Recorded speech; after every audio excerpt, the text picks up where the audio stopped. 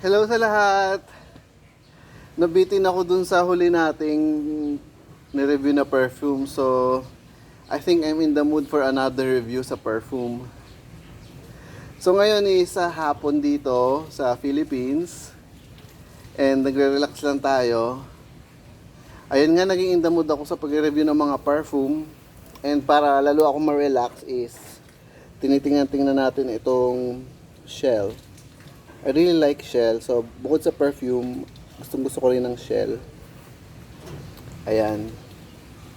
Hindi nagpo-focus yung camera ko, pero, diba, I think may trick silang ginagawa para mag-focus. Yung may ganyan silang kemeng ginagawa. Ayan.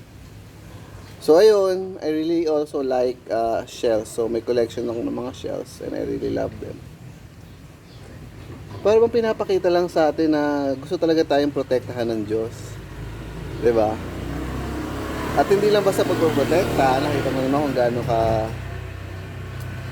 kaganda ang kanyang protection para sa atin. Ayun. So yung last kong ni-review is from Bottega Veneta. And yun nga, it's an Italian brand. And ayun, ang pinaka naalala kong tanong sa akin doon is, am I in love with it? The answer is yes. So yun, it put me in the mood para mag-review ng another perfume. And ang re-review natin now is from the House of Hermes. It's called Voyage de Hermes. Ang concentration nito guys is this is a pure perfume. Not poor ha. Actually mahal siya. So it's a pure perfume and perfume. And the nose behind this is Jean-Claude Elena. So siya yung perfumer ng Hermes. Although ngayon meron ng bagong perfumer ng Hermes. I don't know who is she, pero babae siya. So Voyage de Hermes. So what can we say about this? So ito yung box niya. Ayan. And then when you open the box,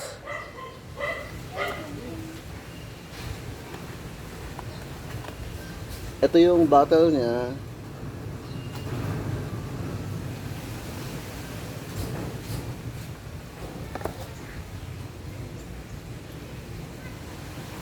Well, what can I say about the bottle? Well, the bottle reminds me of parang horseshoe. Something ganon. So, something basta sa mga equestrian, ganon. And, amuyin natin siya. Actually, yun nga, kasi ka-review ko pa lang nung Bottega Veneta. And then, feeling ko pag nag-spray na naman ako is para bang ma-overpower naman. Overpowering na nga ako, tapos overpowering pa yung pabango. So, para bang amoy na lang natin from the bottle since na-amoy naman siya from the bottle. So, ang amoy nito guys is, ayun, so this is a French perfume. So, you know, French perfume from France. Maamoy siya, dumidikit yung amoy niya, naglalast siya. Yun, so,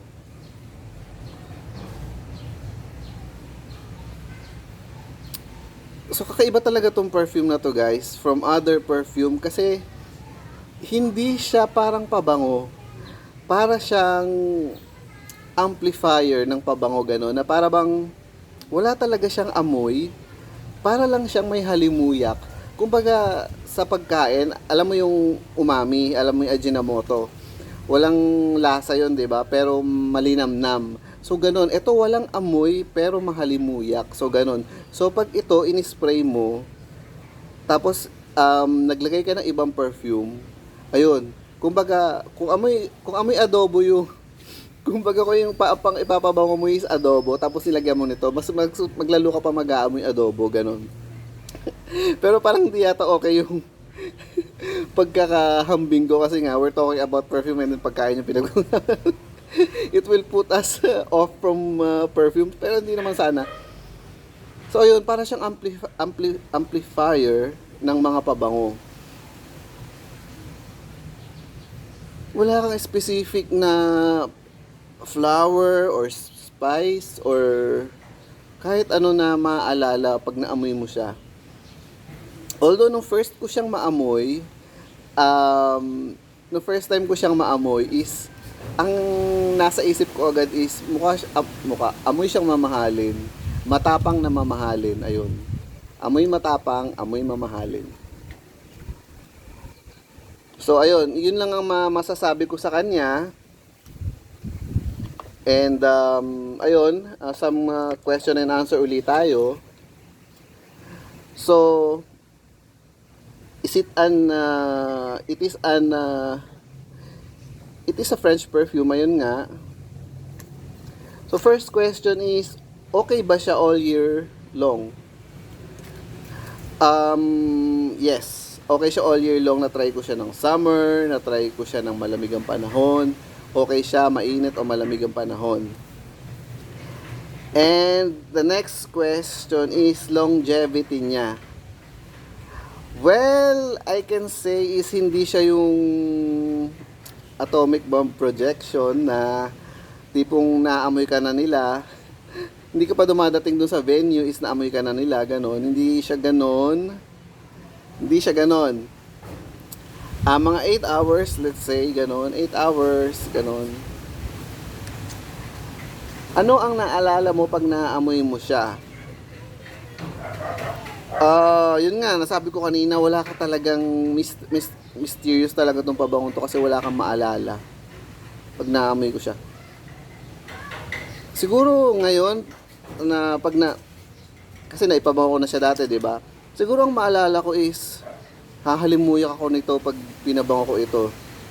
Hahalimuyak ako yun. Yun lang siguro naalala ko. Am I in love with it? Yes.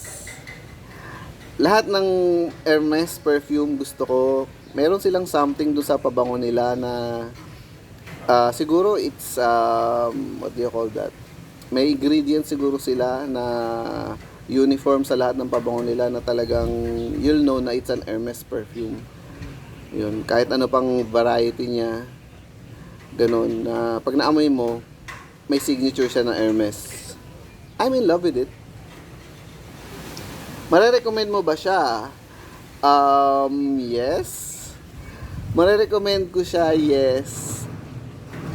Pero kasi nga, meron kasi yung siguro kung bago pa lang sa perfume, hindi ko siya maire-recommend kasi baka hindi mo siya maintindihan. So ayun nga, siguro pwede nating sabihin na alam mo yung Chanel 5 na hindi lahat may gusto nun. May nagsasabi nun na parang amoy matanda, ganon. Pero yun nga, like Chanel 5, it's an acquired taste.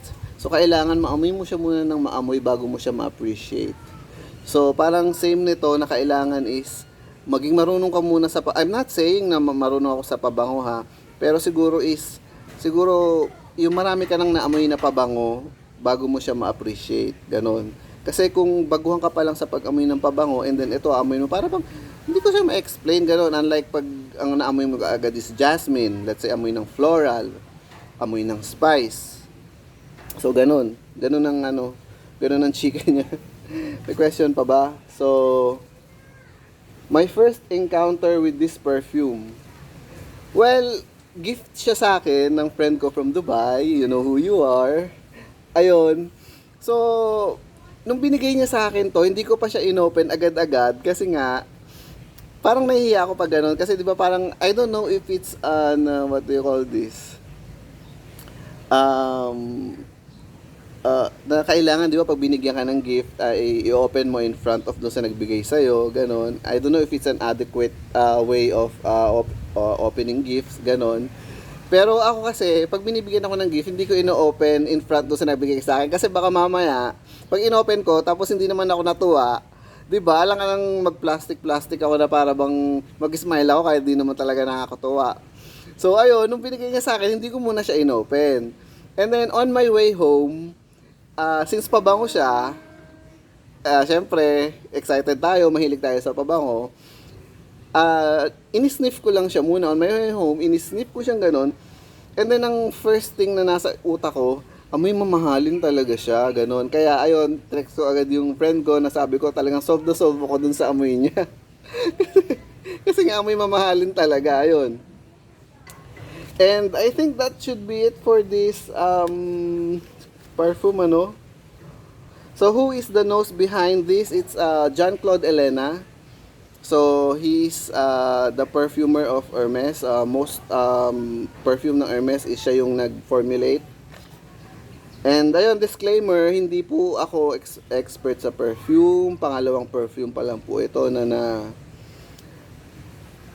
na-review ko. So, ayun, and then I'm just saying my thoughts para kung sakali man na my friends and families, kung mapapanood nila to, and then ma-encounter nila to, at least they know something about it, ayun. And ayun, I hope sana makatulong sa inyong magiging decision kung gusto nyo ba siya or hindi. But all in all, I can recommend this. So, I think this is it for now, ano, and then may i-review pa tayo isang perfume, and that would be on another video.